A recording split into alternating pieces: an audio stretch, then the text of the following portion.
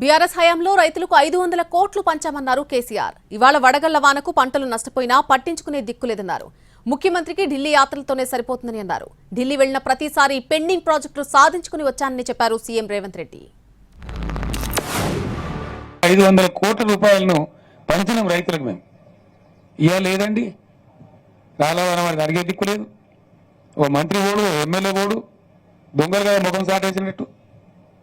ముఖ్యమంత్రికి అయితే పట్టేది ఢిల్లీ యాత్రలే సరిపోతాయి. ఏది మరి నాకు అర్థం కాదు. ఎమ్మెల్యేలు ఓరు, ఎంపీలు ఓరు, మంత్రులు ఓరు, అధికారుల బృందాలు పంపారు.